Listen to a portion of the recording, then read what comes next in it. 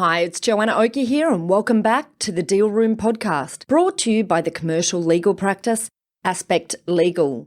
Now today we have with us on the show Kerry Boulton, the CEO and founder of the Exit Strategy Group and Nexus Business Coaching. Kerry purchased Freight Management International, which is a division of Main and Nicholas, in 1987 as a management buyout. She then successfully sold the business 9 years later after a multi-million-dollar turnaround. In this episode, we talk to Kerry about her background and how it relates to her position as an exit strategist. We also drill into the elements that she has learned along the way through the various parts of her career, both buying and selling businesses, and now advising business owners in preparing for their exit strategy. So don't go anywhere, here we go. Ladies and gentlemen, good evening. Are you ready? Okay, here we go. You're listening to the Deal Room podcast. Join us as we bring you the inside scoop on business sales and acquisitions. Get across trends in the area and hear the industry's best recount their real-life tips, traps, and experiences. Now, here's your host, Joanna Oakey. Hi, Kerry. Thank you so much for joining us today.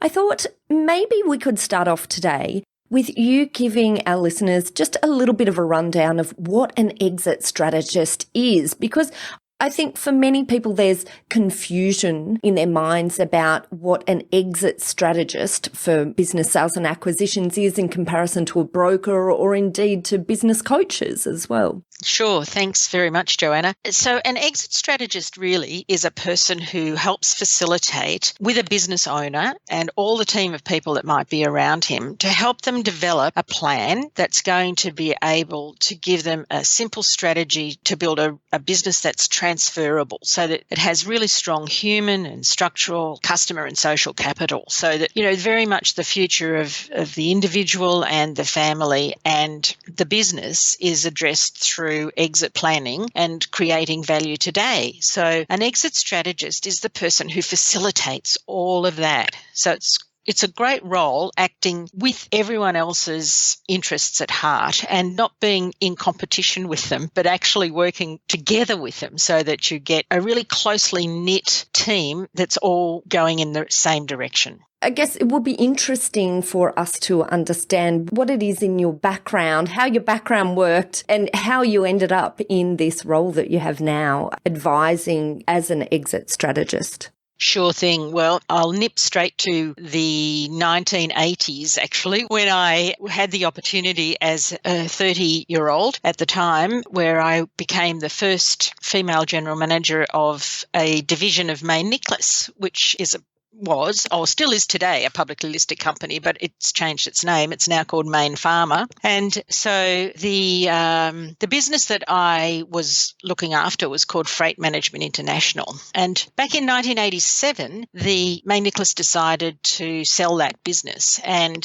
it was quite normal, or not, I suppose normal is one expression, but it wasn't uncommon for there to be leveraged buyouts or management buyouts. That was the name that was given to those opportunities. So I put up my hand and said, yes, I was interested to buy the business. They did decide at the time that they wanted to sell it off to an international group. And so I just kept doing what I was doing and looking after the business. And sort of a year later, they came back and said, well, we can't sell it. Are you still interested? So I said, yes, I am. And I should have said, but the price has changed. But I didn't. I behaved as most people with an exciting opportunity would behave, and that is to get really excited about it and move forward, and just everything was status quo. So meanwhile, in that time, while the business was just sort of marking time, so to speak, I was actually able to go to a very dear friend and mentor and just put the opportunity to him, and he said, Kerry, you write the business plan. If you can convince me, I'll help you put the money together. And so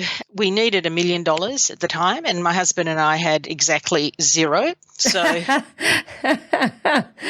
being, young professionals, if you like. And no, I suppose the other complication to mention, which perhaps some of our female listeners might appreciate, was that I happened to be 7 months pregnant at the time. Oh, wow. What timing. Goodness gracious. I know, with our first child. So anyway, as they say, you don't know what you don't know. So onward we went. of course, I had no idea how to write that particular plan to go and get investors, because when you've come through a corporate environment, those are not the plans that you write, So as luck would have it, a book was advertised that I was able to send off for, and it came out of MIT, Massachusetts Institute of Technology, and it was a book called How to Write Plans That Win Dollars. Now, that book arrived a couple of weeks later, because those were the days when you cut the coupon out and you sent it off overseas and you waited for it to come. And I read the book from cover to cover and in about 24 hours. And I actually sat down and wrote the plan by the book, which was amazing. And the rest, as they say, is history. I think that the thing that really struck me the most now on reflection is that I learned about having to have an exit strategy from that book back then. It wasn't devoted to having an exit strategy. It was actually saying, well, if you're going to get investors, you've got to actually have an exit plan. You've got to have an exit strategy. So what are you going to do with the business? So at the time when I bought the business, we had 87 staff in 5 locations around Australia and 120 international agents. So it wasn't a tiny little business, It had quite a few challenges, not the least of which, of course, was giving birth to my daughter the day I had to sign the contract. So Wow. that just added a new dimension. But I do have to say that May Nicholas they were great. They were terrific, very helpful in the whole process. And so it actually went really smoothly with the changeover. And I decided that what we wanted to do was build the business, making it attractive to an international group, and sell it somewhere between the 5 and the 10-year mark. In today's sort of exposure that we have to shows like Shark Tank, you'll notice time and again that question comes up. Well, what's your exit plan? How am I going to get my money out? So that's the way you have to look at it. And if you interpret that to yourself as a business owner, you are the biggest investor in your own business. So how are you going to get your money out? And I think that's something that a lot of people just haven't considered. Anyway, if you like to, when I reflect, the business plan, the beginning and the end actually worked out exactly as I planned. Everything else, of course, in the middle was up and down, as it always is. You're riding a roller coaster, as you know, in any business at all. Lots of individual stories that we don't have time for now that really created some, fantastic opportunities and challenges. You're in a very unique situation at the age of 30, holding a management role employed by an organisation, now with the opportunity to purchase the business that you're employed by. I'm really interested, how did that process go between being an employee to now owning the company? Was that a difficult transition for you and for your staff members? I don't know where this came from in my own psyche, other than my uncle had started a business when he was 21, and he was an electrical contractor and consultant, and I used to work in his business as the receptionist when I was 14 years old, so I got an exposure then to actually having your own business, and well and truly over the years. But going from being in the corporate Big Brother environment to being able to be much more agile and being able to really be creative and move quickly, I think was a breath of fresh air for everybody in the business. And, just back in those days, it was, well, Joanna, you probably don't remember, but maybe some of our listeners will. 1987, October, Black Friday on the stock market. And we had things that if I'm running a workshop or doing a talk, I mention these things to people because things that you don't necessarily plan for happen. So my Victorian state manager was very tragically killed in a car accident. And that was within 3 months of having taken over the business. I had, 5 offices around Australia, so each one was autonomous. Then towards the end of the late 80s, the economy was rocking, it was fantastic, and we were doing extremely well. Then we had the recession we had to have, and on it goes. So being in a private business, it gave us the real opportunity to be a lot more flexible and a lot more responsive. And that particular business, which was an international freight forwarding, meant that we were an indicator industry. So if anything was going to happen, we knew about it 6 months ahead of everybody else because of the effect that it had on importing and exporting. We learnt to be very sensitive to those changes. And if anything, one of the best things I would say coming from that corporate environment was that we had a lot of really good disciplines in place, which we kept and maintained in terms of daily reporting. We had a big business, so we were turning over close on 50 million by the time I sold it. So we had to have huge controls in place for cash flow. And a lot of that was money that we had to pay out as well. So, if you have to pay $250,000 in customs duty for a client and they don't pay you when they're meant to, they hold you over for 2 or 3 days or something like that, then, you could find yourself in a distressed position maybe. You have to have really good controls and, from a financial perspective, all your KPIs, systems and processes. And one of the things that we did go through was to do TQM, Total Quality Management. And we were one of the forerunners in the service industry. So we got our TQM accreditation, and then later we did the ISO 9002 certification, which was really easy because we'd already done all the other work beforehand. And those things stood us in really good stead. So we had all our processes and systems documented. I also have to remind everyone, this was pre-computers on everybody's desks and pre-Excel spreadsheets. It's hard to remember a time, isn't it? It is. Absolutely, it is. I mean, these are the days of overhead projectors and that sort of thing that you were printing. I can't even remember what they're called now. Those clear sheets that you used to print when you're doing talks and things like that. So all of this was a sort of a very manual process back then. But I think those are the things that really stand you in good stead in today's world, that you can do so much more easily and so much more readily with all the fabulous tools that we have. So you mean the systems and the processes and the quality controls? Correct, all those things. So I think, so to answer your question, coming out of a corporate environment into a private business environment was really exciting and scary all at the same time. But it really gave us the opportunity to keep the good stuff and throw out the burdens, if you like, from being in a corporate reporting situation, but gave us the real opportunity to be able to make a mark for ourselves in that business.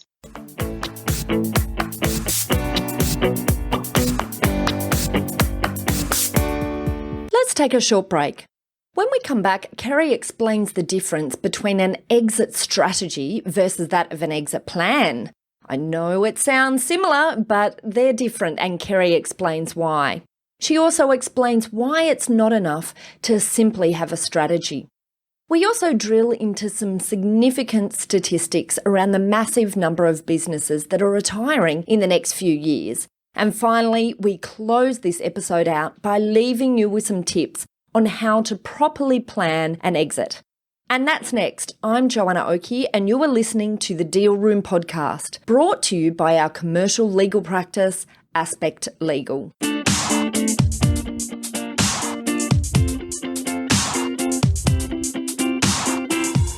Aspect Legal has produced a number of great publications that provide some simple education in preparing businesses for sale and in getting ready to buy. These are particularly relevant if you're a business owner gearing up for a sale, or on the other hand, if you're gearing up for an acquisition. But if you're a business advisor and have clients considering a business sale or purchase, then ebooks like these are also a great way for you to pass on information that's highly useful and relevant to them. At Aspect Legal, we believe that preparation is key. It's true in life and even more so in the M&A space. Being prepared will reduce your stress levels, reduce your costs, and even make the process enjoyable, as it should be. So be prepared and get the best possible deal.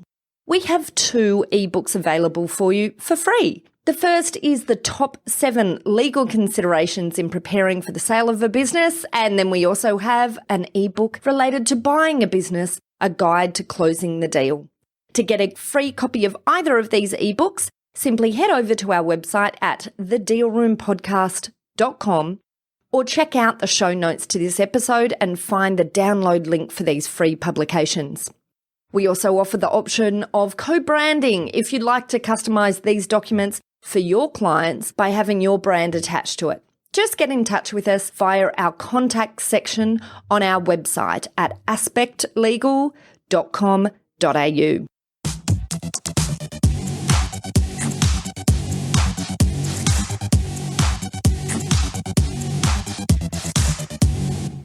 Welcome back. Earlier, we opened this episode by getting to know Kerry. We discussed the nature of the work that she does as an exit strategist, and we also talked about her experience in transitioning from being a general manager to becoming the new owner of the business through a management buyout. Now let's pick up our conversation with Kerry and explore the difference between an exit strategy versus that of an exit plan.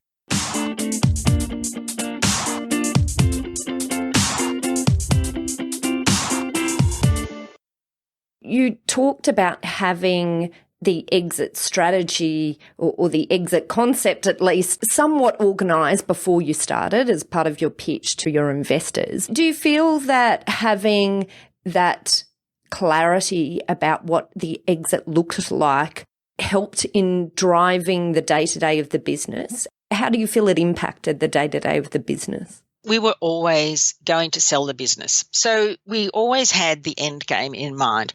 Not that we actually advertised that to everyone. We didn't. And we certainly didn't advertise it to the staff. It was a confidential aspiration and plan as far as the business was concerned. That just meant that we were always focused on making sure that we created value and improved the value of the business, because that was our ultimate aim. In your book, we may as well take the opportunity to mention that you have two great books here that our listeners can potentially get copies of if they're interested. The Uncensored Truth About Exit Strategies and $1 Million Payday. Where can our listeners get copies of those if they're interested in hearing more from you, Kerry? Yeah, sure. They're both available from my website. You could just go to theexitstrategygroup.com.au and you'll find a tab at the top that says books. Both books are complimentary. There's just the postage and handling for the $1 Million Payday book. But if I send them out together, obviously they'll just come in the same. They'll just come together, and it is $9.95 just postage and handling. So no charge for the books themselves. Great. And in that Uncensored Truth About Exit Strategies book, one of the comments that you make in that book is that during this first acquisition and sale that you're talking about, you realised that having an exit strategy wasn't enough, and that instead you needed an exit plan. I thought that element was really interesting. I thought perhaps maybe it'd be great if you could run us through what you mean by that. What is the difference? So for me, the difference was, yes, the strategy was that we wanted to sell the business and we had some timing around that. However, our plan, and for me, it didn't really ring true to me until after, because there's more to exit than simply the business. And what I said, just some description that I gave earlier about exit planning, combining both the plan and the concept and the effort and the process to build a business that is completely transferable through those other areas of capital that people don't really often think about, meaning, the human side, obviously the money side, but from your client perspective and also from the social perspective, because it's not only you and it's not only the business, but it's your family and everyone else that's actually affected. So I found myself, after having sold the business, that I hadn't even thought about what I was going to do. Everything was just, this is the transaction and we're focused on that. I'd certainly given thought to my staff, because one of my absolute non-negotiables was that everyone had a job but me. I was quite happy to move on. I did stay on for 2 years after the initial deal was done. But then after 2 years, I got fired. Which I think is hilarious. So, but I honestly thought I was probably only going to stay in for another 6 months personally anyway, now that I look back at it. But I hadn't actually thought about what was I going to do after I'd left the business anyway. And I found myself at home sort of first week thinking, oh, right, now what am I going to do? And of course, I had 2 young children at that point, and I thought, well, it's just not in my makeup to stay at home and look after the children. And I was twiddling my thumbs and thinking, what am I going to do? And I hadn't really given any thought to it. So that's what a plan does. It actually addresses those issues well beyond simply the business and looking at what else is going to be affected. I must say it's very interesting hearing you talk about your own experiences there, because in my experience, the majority of business owners really don't completely understand what a life looks like without this business. That often they're, is so attached to their self-identity as well, Correct. for Correct. all of these years. And can be that this dawning comes after the point of sale as it did for you. For me, I've also noticed quite a few times that sellers of businesses come to this realization once they have an offer that they've committed to or that they're about to commit to, and sometimes it's when this emotion comes up about what will my life look like when I don't have this business anymore. And so I think it's a really good point that you make about understanding, having a plan around the whole element, including what you're going to be doing afterwards in order that you're emotionally ready for what can sometimes be a difficult process going through the negotiation process that is inevitably involved when you are selling that business. True, absolutely true. And my husband and I, when we're talking to other people from time to time, I joke about it and I say, well, look, I married you for better or worse, not for lunch, So here we are 36 years down the track and we're still together. I think that deserves at least a little tick. But I do think that is the difference, and that's what's really important, is actually to think about what it is that you're going to do next, because you can only do so much in terms of, oh, great, I think you need to decompress. Big tick to that. You really do, because usually, I find most people have been working maybe, 60, 80 hours a week, but maybe they're not actually working. They're filling their time. And so therefore, you've got to think about what it is that you are going to do to fill your time after you've left your business and how that's going to affect your family or anyone else that you're constantly interacting with in your life. So it's about creating purpose for the life after business as well. Here we've particularly focused on one of the many issues for businesses who are looking to sell. What is it that they're going to do after a sale? But indeed, maybe the bigger issue might also be, will they be able to find a buyer? Because your books cite, I think, some fabulous statistics from PwC, for example, that during the next 10 years, which, of course, the report was in 2014, so we're actually 4 years into that decade now, more than 1.4 million owners employing 7.9 million people are expected to retire. And, if we think Australia has a population of around about 24 million, that's a large proportion of the workforce that's exposed to transitioning businesses and owners that are transitioning themselves. I just found that number massive. And obviously that means we're expecting a flood. Is that what you take out of that sort of statistic? Certainly do. That's exactly what's going to happen. That's the baby boomer generation that we're talking about here. The first baby boomers turned 65 in 2011. The peak is going to be 2028. So if you look at it that way, that's when the peak will be. And there'll be something like, I got these statistics from the ABS, about 8,000 people a week will be turning 65 in 2028. Now, the business owner element is about 60% of private businesses in Australia are owned by baby boomers. That's what that PwC stat relates to. So the median age, I think now I had it in my book, and I think it's now 55. The median age of business owners is now 55. So there's still a little way to go. So who's going to buy the business? It's not going to be any Gen Ys, I can tell you that now, but it could be millennials if we start to think about where the opportunities are. So this is a double-edged sword. It's for business owners who want to sell the businesses, and it's for anyone else who wants to perhaps buy a business or grow their business through acquisition, which is really why it's important to focus on value that you're creating in the business. What sort of value can you bring to the table? And that also can lead into the type of, exit that you might be able to make happen for yourself. I just wonder with those statistics whether one of the elements for the future business sale environment is that businesses, if they're appealing to a different market to those that are running the same businesses at the moment, potentially they might have to look at ways that they can innovate so that they're attractive to a different market than they are. Absolutely right. Which is why it's really important to have somebody, like me, if you like, come in and say, well, let's do a little value assessment on your business. How do you rank, on some, say, key value drivers? And as opposed to coming in and doing a really deep dive financial assessment, even though that's going to be required it's important. But let's have a look at the other more intangible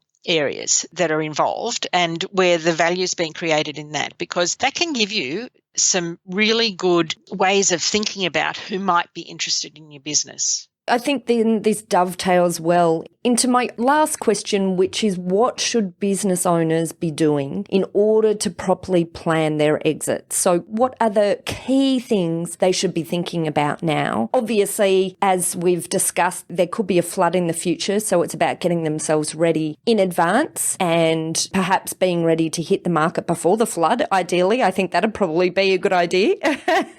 Absolutely right. Yeah, absolutely right.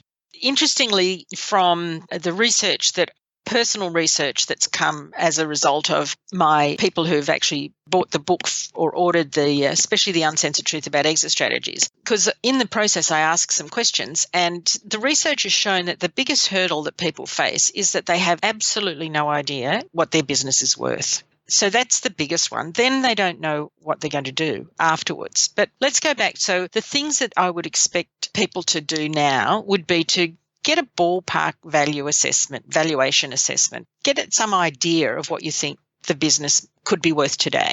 A lot of people will have absolutely inflated ideas of what that might be. And if anybody wants to get an informal assessment, that you can do that through my website as well, actually. If you go to theexitstrategygroup.com.au, there's a little logo up on the top left-hand side, which is Value Builder, and you can go in there, do a very short questionnaire, and that'll throw up a benchmark assessment of value based on businesses in your same industry, which comes from a database of about 30,000 North America, UK, New Zealand, Australia, and South Africa. So that'd be worth doing. So get at least a valuation assessment. I don't recommend that you have to spend thousands of dollars getting a formal valuation at this stage. That's over the top.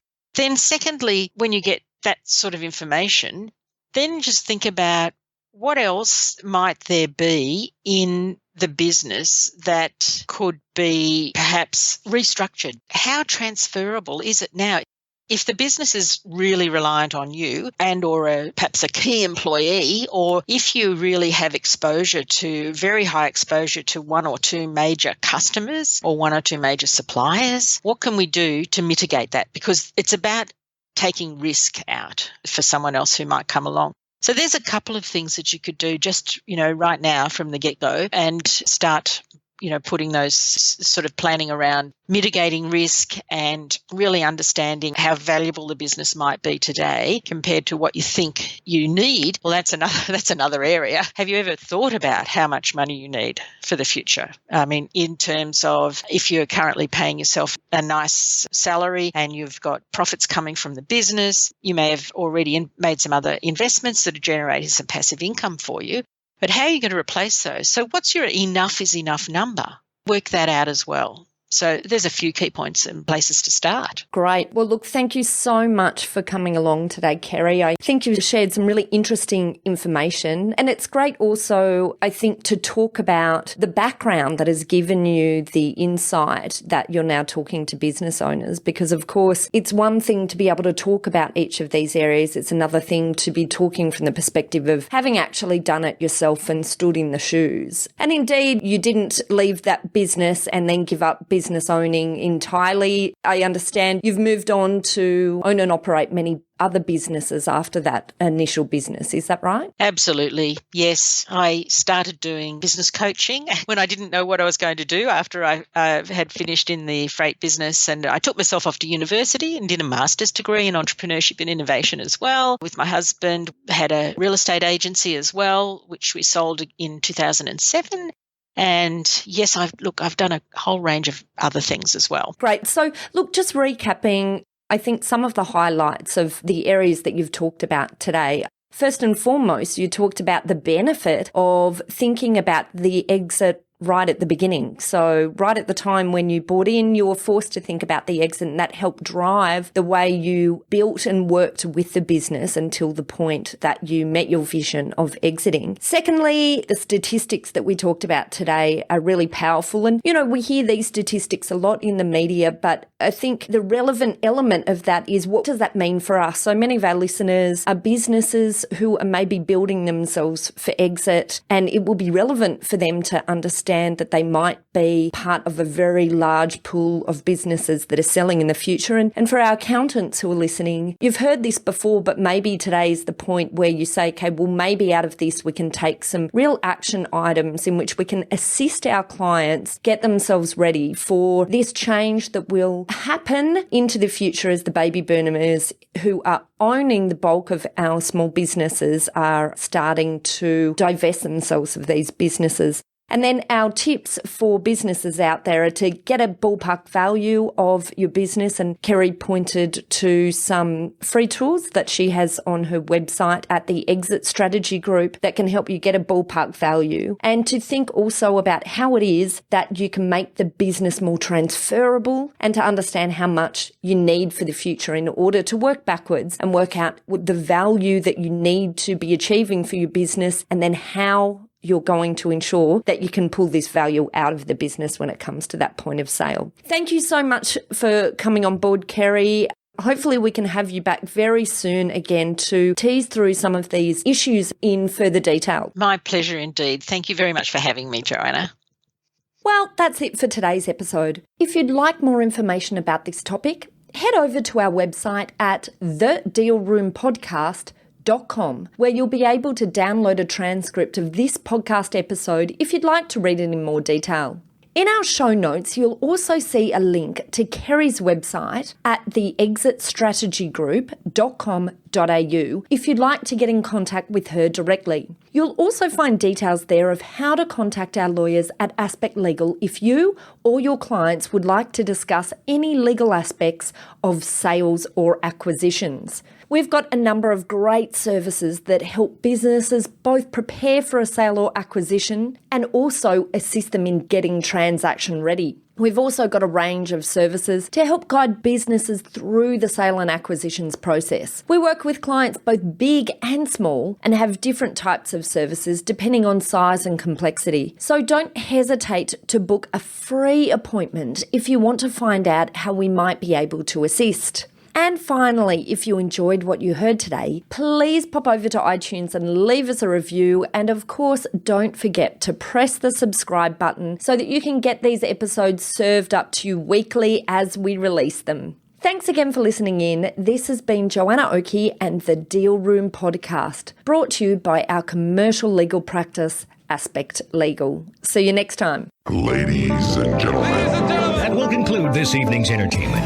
Thanks for listening to the Deal Room Podcast. To find out more about this episode and other episodes in the series, check out the show notes or head over to our website at thedealroompodcast.com.au.